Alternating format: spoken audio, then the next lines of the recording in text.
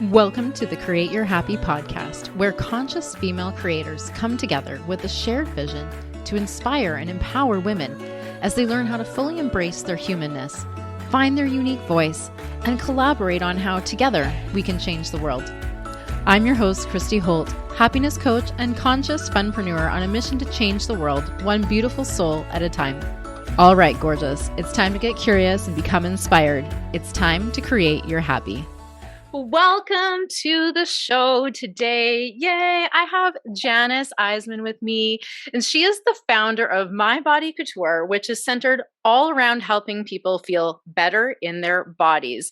Janis is a single mom, entrepreneur, writer, fitness and lifestyle expert, and she's also my cousin. Welcome to the show, Janis. I'm so excited to have you here and dive into this conversation today.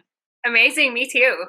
Yeah, I'd love to start off by having you share a little bit about your story of overcoming, how you got to where you are today, and feel free to start at whatever part feels most relevant, because I know there's always a ton of pieces involved in how we got to where we are today. So feel free to share whichever parts you'd like to share today.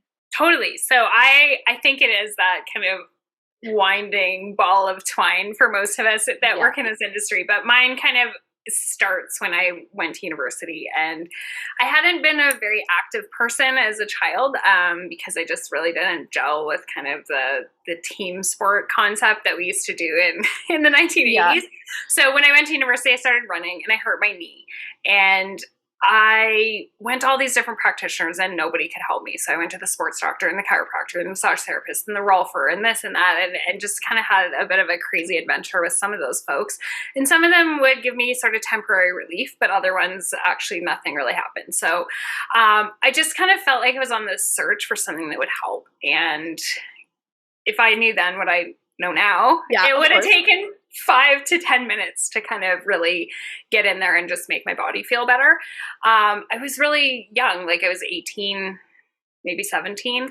And I just realized at that point how much kind of having a body that didn't work really impeded my life. Like I lived in a basement because I was in university and I couldn't really walk up and down the stairs. It was really uncomfortable just to sit, etc. So that started a huge pathway where I just had so much curiosity about how I could make my body feel better and so that I could get on with my life. Now, that turned out to be a much bigger mission than I ever thought. But that's kind of the pinpoint where the whole thing started. Awesome. And then tell us a little bit more about, like, I happen to have some inside information that you did not go to school for that. I did not. So tell us how the next sort of piece of your journey came together, as far as I know you were going to school for marketing. Yes. Right? And I have a marketing degree. Yeah. So the kind of catalyst moment was walking into a Pilates studio, which was at the end of kind of this big search of who can help me, how can I fix this? And that sounds like an obvious answer probably today, but back in the 1990s, it was not an obvious answer. It was something I'd never seen before. It wasn't even actually called Pilates at that time. And I walked in and I just had this moment where, without even really trying it, I was like, whoa, I want to teach that. And back in those days, I know, again, we kind of talk about this as like a regular thing now, but vision boards weren't something that anybody talked about, but I kind of had my own. So I had this little book and I would actually cut out pictures of things I wanted to do. So that one sat there, number 9 on my list of 10 that I carried around for the next decade, actually. Yeah. So I would kind of pop in and out of Pilates and kind of pop in and out of different pieces of physical fitness, but I always kind of tucked that one in my pocket.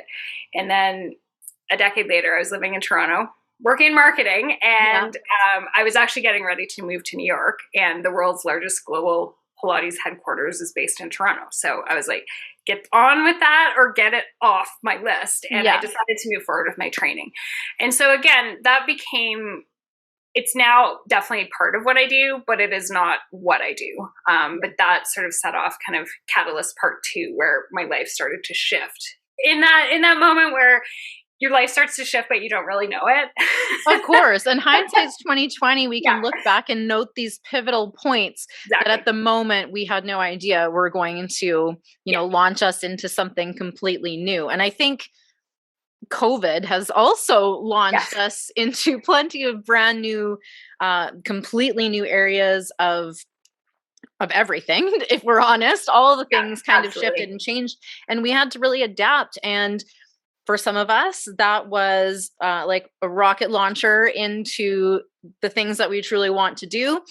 For other people, maybe not so much, but it's all kind of part of that big journey. Absolutely. And I think what I can really take away, and part of why I can really pinpoint that was something I was chasing, that desire. I was moving towards something positive that I wanted to do. And I can look back and say, oh, that was it. I mean, in a decade, I'd also did 100,000 things that didn't turn out to change my entire life. Yeah. But I think a lot of those things for me that have been really life-changing are when I see something that there's no rational reason for wanting to pursue it. I mean, I had another completely different career. It was completely irrational to spend every evening and all my money going to do this Pilates training, which at that time I had absolutely zero intention of ever actually utilizing in the way that I currently do. Yeah. And it was just this kind of force within me that I was like, I've had this desire. It just clicked in me the second I kind of even visually looked at it. But then the pathway in the 20 years since then has been slow and steady. And I could, of course, pluck out other moments, but it really started with that, whoa, I just love this. It everything about it speaks to me. And I think that those moments, if we're not careful, can really get drowned out by the logic, because it might not make sense that we're so drawn to or called to take a certain action. It might not make logical sense from the position where we're in. But something in us is telling us, pushing us, gently pulling us, however you want to look at it, towards that thing. And it sometimes doesn't make any fucking sense. But as soon as we take that step, we're like, this feels right. Yeah, totally. Right? So my life kind of shifted a lot after that, but I ended up opening a bricks and mortars business. Again, that was a number of years after that. But to the point that you just made, I have a business degree, but I didn't even write a business plan. So the numbers probably never made sense, but I was like, I have to do this. This is just like, it's a calling. I don't necessarily recommend that that's how you operate everything, but I think that there are things where it is that internal drive, and it's that intuition, and it's that piece of you that you can't even explain, and you just kind of go for it. Yeah. And absolutely, it's not to say to leap into things blindly. I mean, take the intuition and then use that to guide you, gather the things that you need to do, right? And put the things in place, obviously, right? Yeah. So I know that you're also a mom. So tell me a little bit about how you balance momming and running a business and COVID and throwing a wrench into all of that as well. Yeah. Yeah. I've actually basically co-raised my son and my business at the same time. Yeah. I opened my business when he was 1.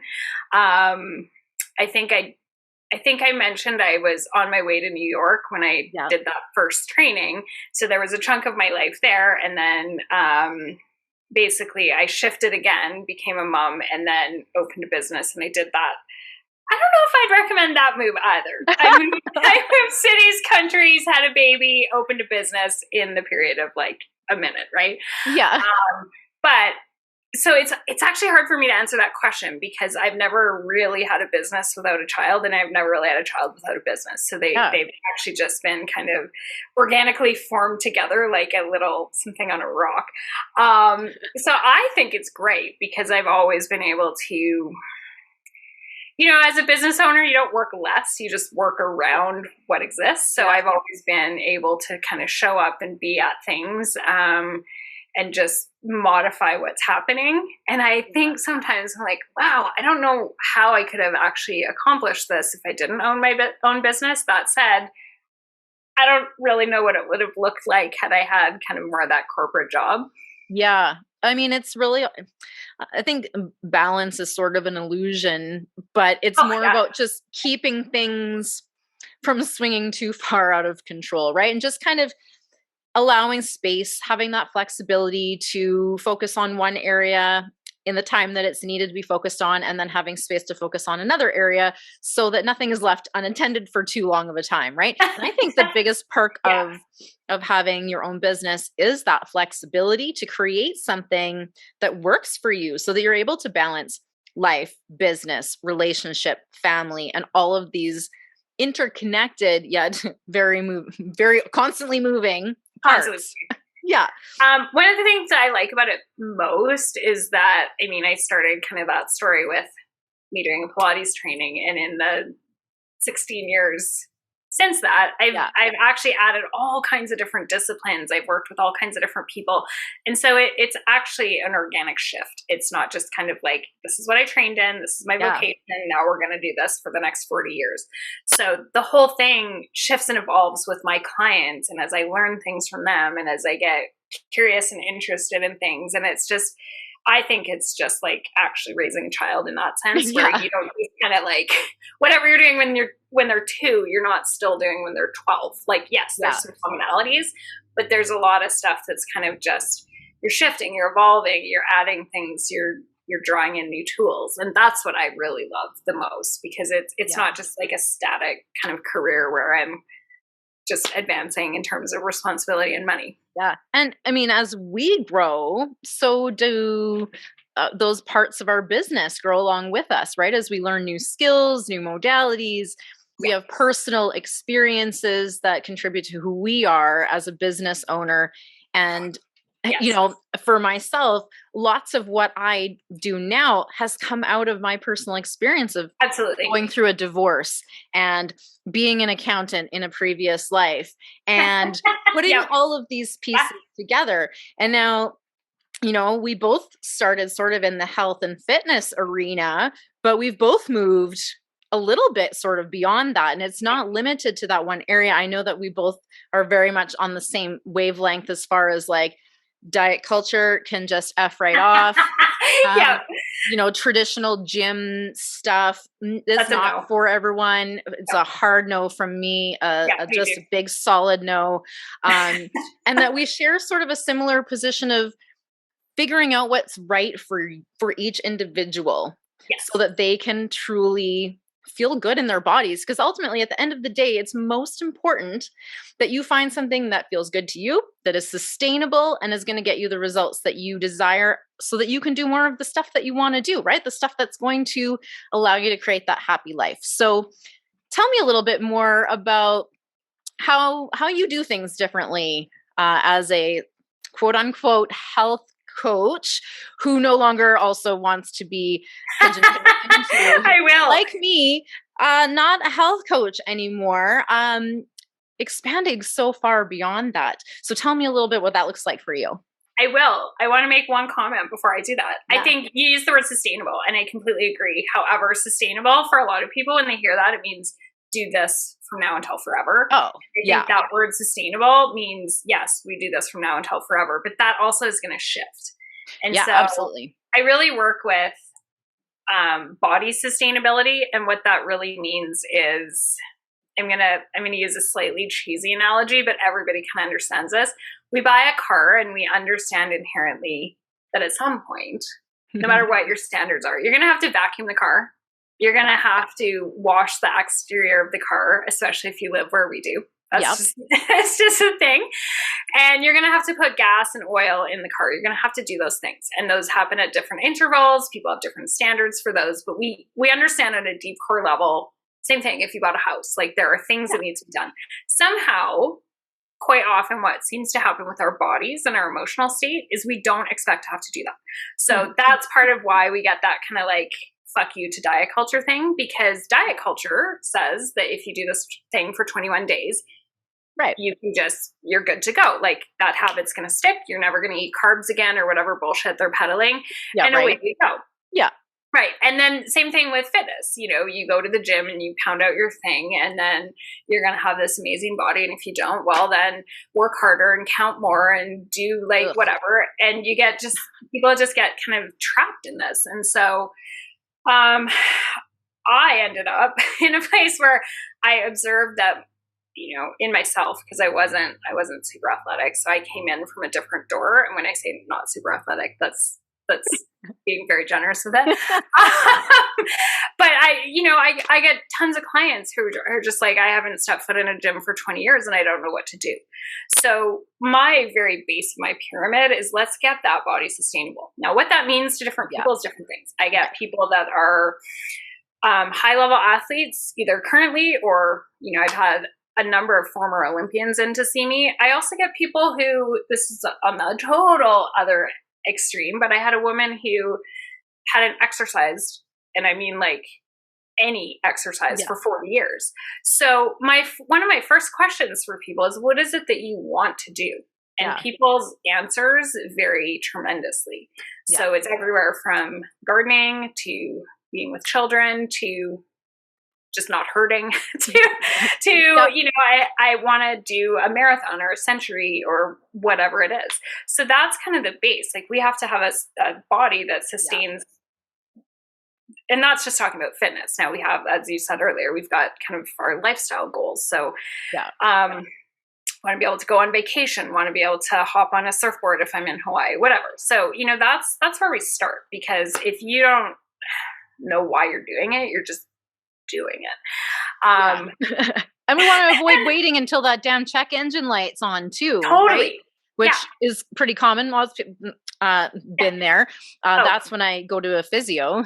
Check engine light's been on a while. And that's what a lot of people are kind of trapped in. They don't really, and we don't teach this stuff in our culture. Like, we do not teach interoception of the body. It's all dedicated towards what the body looks like. So this is how you get your abs. These are how you count your macros. This is counting calories. And I've seen even intuitive eating models that are counting calories or before and after pictures. And I'm like, no. That's wait, what? Yes, totally. It does not compute. It does not compute. So I throw all of that out, but a lot of kind of and we're talking now about the base of the pyramid, which it only goes up from there, but you have to do that sustainability the same way you would for a car. And I actually tend to ask people for about 2 hours a week. Now, these are usually just very gentle techniques, but it's like, we have to pull the nervous system down. We have to actually have some inherent, movement in the body. And I work with people to kind of figure out what that's going to be. But that's going to be your gas and your oil changes, because nothing is happening from there. So for some people, that's the beginning, middle, and end. Then I do have a component where we're working on kind of other pieces of the body. So usually there's lots of different compensations, and we're kind of looking at how your load's transferring through, and that's where I really use the Pilates. It's like, we got to get some core strength, whatever. And then really the missing piece that, again, hasn't really been in part of the conversation culturally is that emotional piece. So many years ago, because when I opened my studio, it's 400 square feet, and I opened a place that was just the client and me. So it's you and me. And what I really noticed is, when we're in that base level of the pyramid, where we're kind of peeling off body pain, aches, kind of stiffnesses, things that are not feeling comfortable in the body, people would start sharing, like they do with their hairdresser, about their divorce and their sexual trauma and this and that, and you name it, I've heard it. And I played with that a lot, kind of on my own, until I eventually went and took like a full therapy training, somatic training. Because it's super clear to me that when people are not comfortable in their body, there is typically an emotional root. And it's we hold all that energy in our bodies, right? And if we don't have a way of clearing out past traumas or experiences, beliefs that aren't serving us, emotions that we've felt in the past is held on to in our bodies. Absolutely. So that, I mean, of course, that makes sense with the emotional release, right? Because when we're moving our bodies physically, we can also end up moving some of that emotion through. Yeah. And then often, I mean, the only model we're kind of given in our culture is to go to a therapist or to just not address it, or to do something like yoga, which actually pulls us further in, where if we actually do have trauma, that can actually be quite disturbing, unearthing. Like meditating doesn't feel good for a lot of people. In fact, I'd put that in the same bucketing as going to the gym, where the people who that really works for are already doing it. And then we're going to talk to the other 85 or 90% of people. So I do have a pyramid that I work with people through, and I take people to the extent that they want to go. So some people want to do more of some kind of work and less of the other, but it really is an integrated model. And then there is a piece also with what we're eating, because if we're feeding ourselves trash, we can't even think clearly. Yeah. So it's really customized, but it's true mind body health, and the entire goal is that body sustainability. So it's not on what you look like, it's not on we're never counting anything. I'm actually the worst. Like if you come to me and you're actually doing exercises, we're probably not doing the same amount on both sides, because I don't count, I don't care. Yeah. But it's really, and I actually consider myself far more of an educator. So I'm going to help people identify what's actually happening in their body. Yeah. To increase that awareness, because I think a lot of people actually lack the awareness. And you're right. We haven't been taught how to regulate our nervous system. We haven't been taught how to process trauma or emotions, or hell, even to hold space for emotions. And so we encounter them and it feels unfamiliar and uncomfortable. And so we stuff that shit down.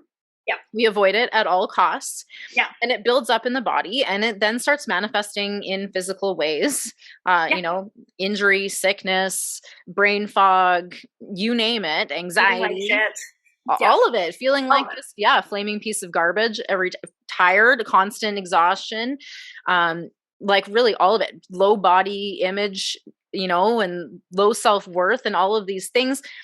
And it's a lot to do with the conditioning not the physical conditioning, but the mental conditioning that we've grown up with, teaching us, well, you're going to do this, you're going to work hard, and and then diet culture teaches us what to do so that we can look good and look, fit the ideal standard, which I find very interesting, because the people that they put in the photos of this ideal standard of six-pack model figure is heavily airbrushed, and she doesn't even fucking look like that. Absolutely. So, right, like, what a mindfuck that is, to be aspiring to be an imaginary human being.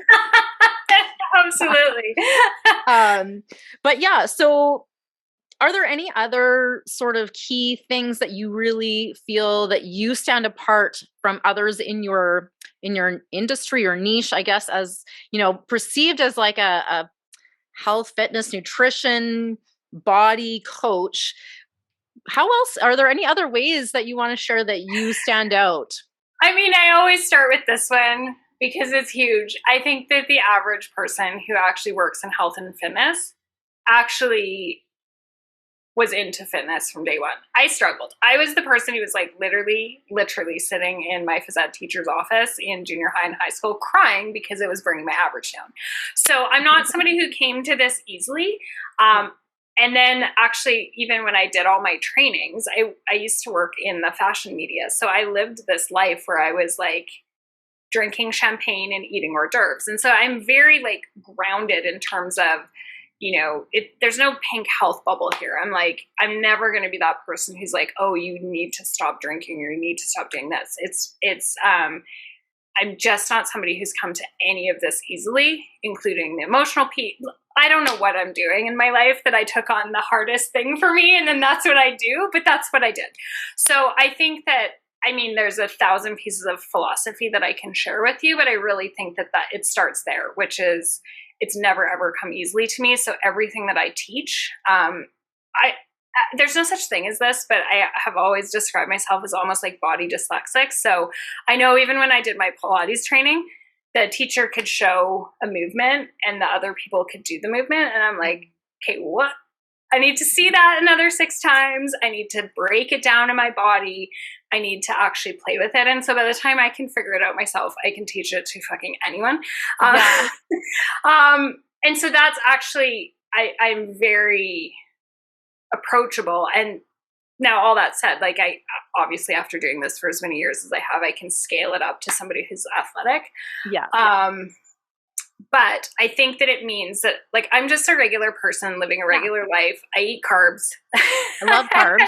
I love carbs so much. I don't count anything. I don't, measure and track. I don't keep there's a lot of imperfection happening here, and I invite that and welcome that. And I can be an emotional mess, and I invite the mess, and there's just and so we could get into a lot of different nuances about my theoretical philosophies that probably actually are, some of them are real, but really that's my main entry point is I'm just a regular person who actually had a disaster for a body and has had to struggle. And I have even as a health coach, I have shite digestion and it's just it's it. Right. So everything that I'm teaching is stuff that I've really, really, really struggled with personally. And then, I just love helping other people kind of figure it out as well. And so there's just a well of knowledge that's really earned the hard way. Yeah. And I think struggle is actually what makes us relatable. Yeah. And I think that for me, and this is obviously not to bash anyone because everyone's on their own journey and all the things, but the six pack wielding Insta trainers that are going to show you how to, I don't know, have a 6-pack by Monday. Yeah. Most of the time they are not being real. Yeah. They're not sharing their struggles. They are trying to create this vision that they have it all together, that they are doing all of the things and that's perfect and smooth for them. And I think that probably continues to attract and perpetuate that bullshit idea that there's a quick fix, and that if you just are strong enough, and if you just, I don't know, go to the gym and do this intense workout 7 days a week, that you too, and also don't eat carbs, don't eat chocolate, don't drink a sip of alcohol, a broccoli and chicken for days, kind of mentality, that if you just do that, you can have that body. And I feel like there's some authenticity missing in that, because I think, well, maybe they don't have the right voice to help the people who are struggling. And then there's a disconnect there because they're not able to connect to someone who that's not working for, which is frankly a lot of fucking people. That it's a lot of people. Yeah. But I think as a person with a marketing degree, I mean, I understand why people do it. Actually, 100%. I have a lot of kind of as a business owner and a marketing person, and I get why you sell that, because I'll post something that's totally normal. I've had a lot of business strategists over the years and different social media people being we just need photos of you doing yoga. We need this, we need that. I'm I'm not doing that because I don't actually go do yoga when I go to Banff. I don't. I seek out restaurants, or I have a drink, or I take some pictures, and I try to avoid really intense trails, in fact. So I'm not going up there and doing yoga at the top of that, because it's not happening. But I get it in the sense that that's what actually people are looking for. They're looking for that quick fix. And I don't sell the quick fix. I mean, what I do, it's really effective. It's actually really fast, but you have to kind of keep doing it. And you have to none of my clients also either do yoga at the top of a mountain when they go to that. So I like to actually just, it is very compelling to sell the fake, because Absolutely. When you are sitting on your couch and you're I gained 50 pounds over COVID, I need to get rid of this. It is far more compelling to go to somebody who's I can help you in 21 days than to come to me who's well, let's focus on how you feel. Yeah, it is. Let's talk about your childhood traumas. but so I'm really working with people who want to get underneath the issue and who are patient. And the techniques, I know this just from feedback with my clients, it takes longer, but they actually learn. But that's a different kind of person, and it's a different kind of marketing. So Absolutely. I don't, you weren't, but I don't criticize people for just taking the easy path to getting clients. No, of course not. It does work because we've all sort of been conditioned to go for what is easy. And honestly, that is just human nature to want what is easy, right? That's why people sell $1 million ideas of just something that makes life easier, right? People are looking for quick and easy. It makes a lot of sense to use that in your marketing strategy. However, it can be quite misleading. Yeah, it is. Yeah. So at this point, what I seek to do is just be a little bit more real and more authentic and share from that space, because I think there are a lot of people like me who have been through, I don't know how many in the past, quick fix diet strategies that crashed and burned, right? They didn't work. The results weren't there, or they didn't last. And here I am back looking for a solution again. So, and it flickers between on and off. And that's what I've even found in my own life. And I wanted to just add that, as I think as well that we're often selling like, here is the solution for the rest of all time. And there is no technique. There is no trainer. There is no nutritionist. There's not even a mental health expert that is going to teach you how to fix something and it's fixed. So I think this is my personal philosophy, that we should not have to rely on any practitioner of any kind to feel okay. And so therefore, what you really need to do is find somebody who can mentor you how to get to that place and have that education yourself. And so that's really my core philosophy, is I'm going to, for as long as somebody wants that education and it's benefiting them, I'm going to help them get that education. But that agency really to follow up is on them. But then you've got a tool set that you can apply for years during that up and that down and that inevitable. I mean, I'd love to be like, oh, I just learned this thing and then everything's great for the rest of all time. But I mean, you already mentioned like COVID, that has been a very difficult period in my life. Yeah. And it sucks. And so for me, there's stuff that's coming out of that will forever change my business, that will forever change me, because I have to go get new solutions. I have to go get new tools. Yeah. So even with everything I'm doing, it's not like, oh yeah, we're good now. Life's good for the rest of all time. Yeah. But I do know, and I have that underlying piece where I know what my body can feel like. I know what my emotional state can feel like. So now with a different condition, do we need new tools? Do we apply the old ones, etc.? So I think that's really, when you're looking for that coach or that practitioner, it needs to be somebody that's teaching you how to do it, not teaching choreography or, I can't strongly enough say, don't ever purchase a meal plan.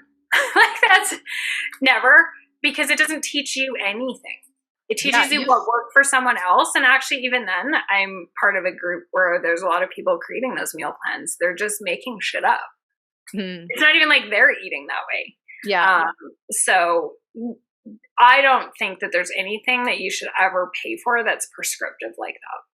Yeah, I think ultimately what we need is to be guided along our own journey, right? So that we can discover what feels good for us, what works for us, and be able to adapt and adjust that as we continue on our journey. And like you say, adding new tools or strategies as we go, as they're necessary, pulling up old ones that maybe weren't working for a while, but may be suitable for the place that we're at. And just kind of having someone to help bring that out, uncover the layers that maybe are preventing you from living your best life, creating all of that happiness in your life, so that you can really ultimately embody that skill for yourself, so that you can go out there and create it yourself. I think this still exists, but it certainly existed when we were kids. We go to school, we listen to the teacher.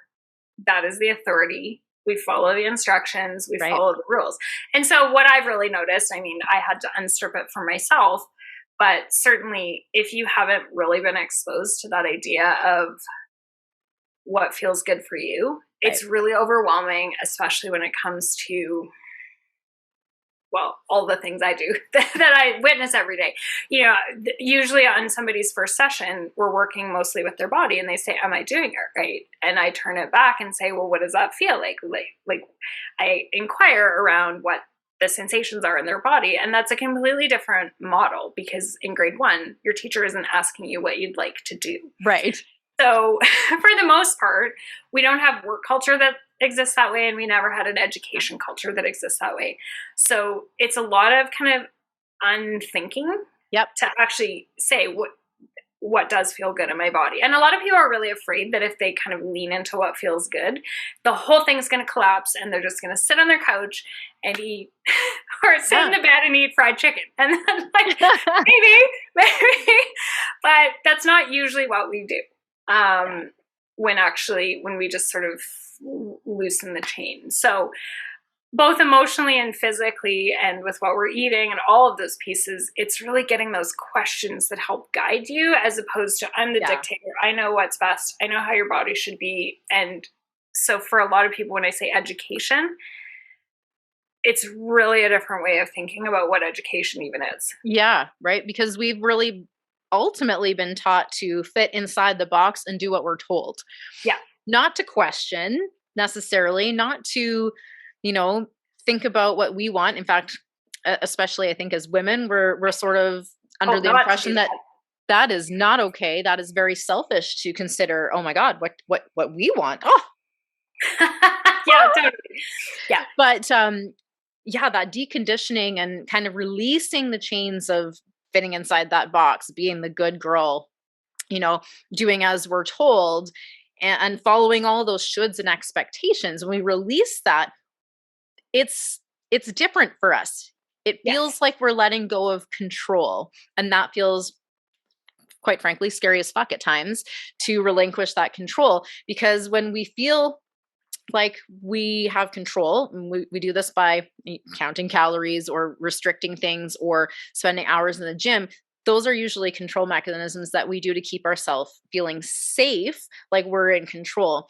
But the ultimate fact of it is that we are in much better control if we relinquish all of that and really get curious about what feels good and right for us.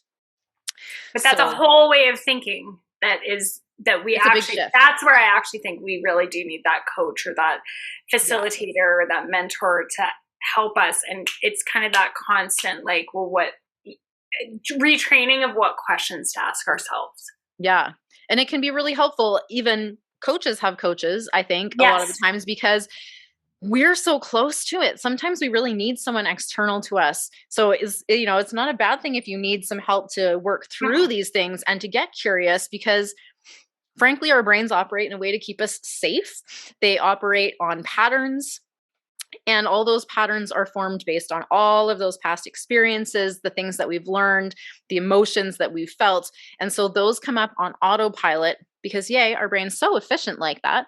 But they're not always serving us. And sometimes we really need someone else to be like, what do you really think?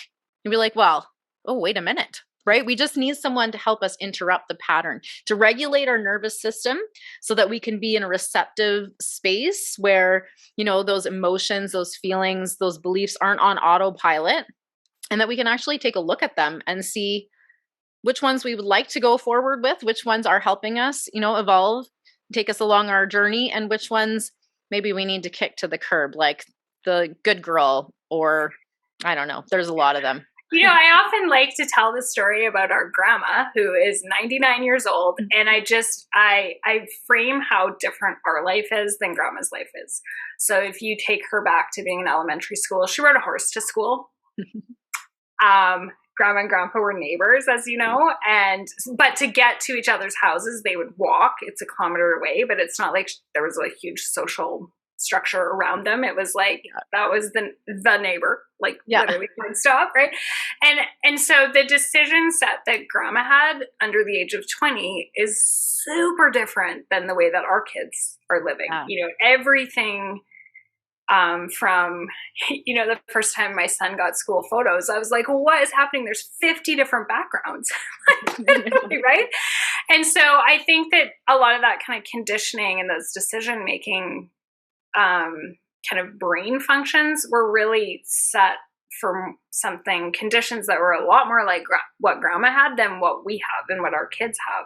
So we develop all these kind of habits and coping mechanisms and strategies around things that actually have no correlation to how the first 10,000 years of human evolution. Yeah. So it's really easy for people to start beating themselves up and think, oh, well, how, I don't know this, or I don't know that, or how they get stuck. But, grandma's not, she's definitely elderly in a great way, but that's not that long ago. No. She's still alive. Yeah. And the experiences are just so different. Yet we can also be even within our bodies carrying the DNA from those previous generations too. And that's also playing a part. We don't need to go into that. We don't have time to go into all of that.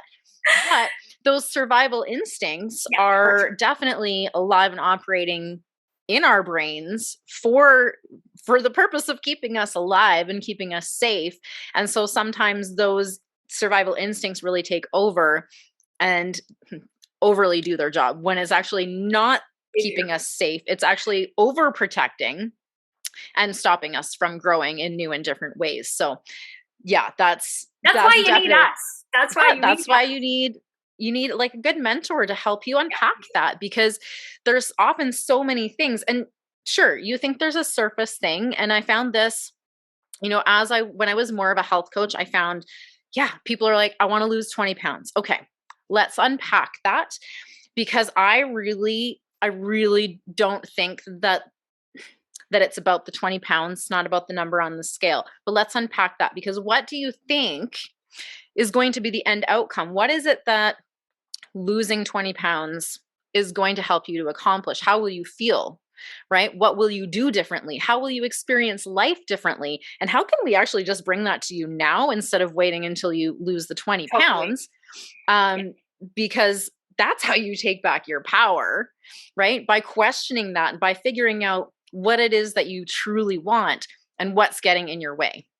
Yeah. My super quick summary of that, which I always say to clients, is whenever there's an aesthetic concern, and it doesn't matter actually if it's a wrinkle or the perception that your stomach feels fat or whatever it is, there's always a functional concern. Yeah. So somewhere that something is not kind of flowing through, it feels wrong. You probably have some sort of blueprint for earlier in your life when it felt different. And that could be about anything. That could be emotionally, that could be physically, financially, whatever it is. And then you fixate on, well, this is the solution.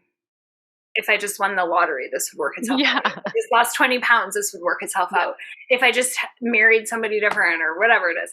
And it's because we have such a solution-oriented culture. And so I'm all about solutions, but that aesthetic concern, that surface concern always has that functional concern. And if we can kind of get into that, that's where the juice is. And then we can actually address the real thing instead of the surface thing, right? Because often the surface thing presents as something completely different than what's actually buried underneath. So we need to kind of unpack, dig a little deeper, figure out what's really going on. Maybe it's childhood trauma. Maybe it's, like you said, some of the things, taking it back to a time where you felt better. Maybe it's, just something completely subconscious. But if we can unpack that, then we can actually tackle that thing and get real results a lot faster. So, and then the operating system changes because you learn to ask yourself different questions. Your outlook is actually totally different. And I find, at least in the clients I've worked with, I say to them, and I believe this, and it is true. So it's not just marketing talk,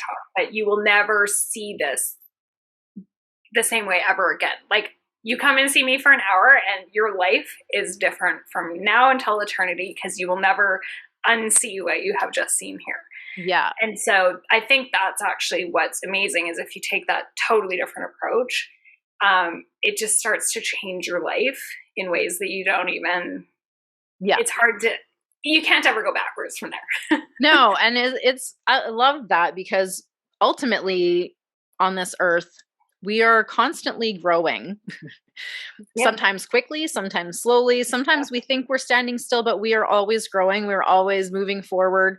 It's just kind of up to us, the direction that we want to take that. So I'd love for you to share about, I don't know, whatever exciting things you've got going on right now. If you've got any passion projects, or you want to share about who you love to be working with or how that looks, please feel Yeah. free. So I have a bricks and mortar studio on 17th Ave in Calgary, and so I have 2 spaces left for clients there, and then I'm full and waitlisting.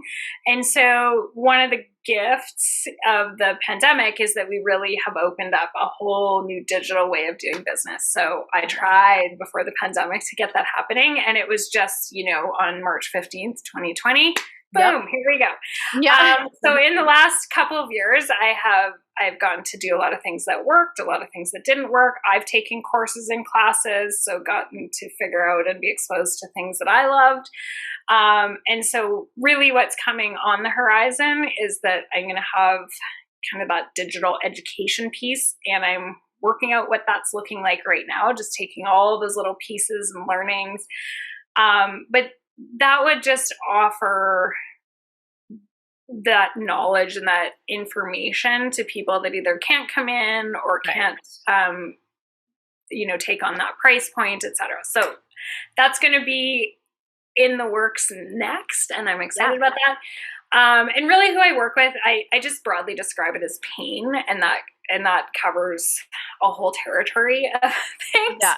But if you kind of have pain in your life and you have already tried a couple of practitioners, I'm your person. I love people who've already tried to sort it out, and they find that whatever they're trying has been a bit temporary. Yeah. Because I think because I entered the door that way. Yeah. But it helps me typically when somebody has gone through this sort of more traditional pathway of I've gone to the doctor, I've gone to the therapist, I've tried this, I've tried that. And usually that doorway is usually physical pain. Although I have had some clients that come in just because they're in emotional pain, but I'm really the pain master.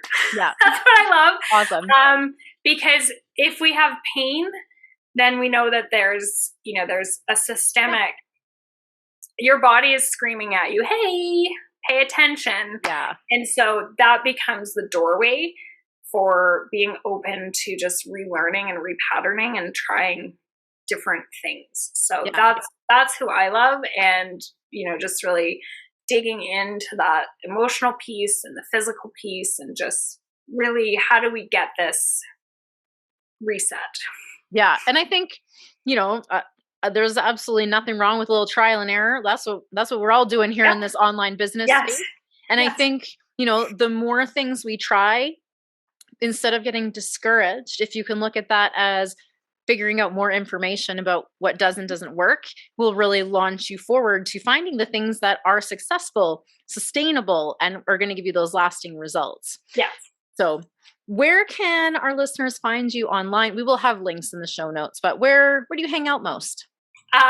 So everything is under the business name My Body Couture, which is 3 different words jammed together. My, M-Y, body, B-O-D-Y, couture, C-O-U-T-U-R-E, which really means customized. So most often I'm on Facebook and Instagram. Okay. You can obviously access me through my website. I do have a Twitter account, which I sometimes use and sometimes don't. Yeah. And then I'm under my actual name on LinkedIn, and I'm a writer for Elephant Journal. So you can find me there. Awesome. We'll put all of those links in the show notes. Awesome. Okay. I want to wrap up, and I want to play a little choose your own adventure here with you to keep it a little bit interesting. So I'm going to throw it to you. What's one question you wish I had asked you? And how would you have responded?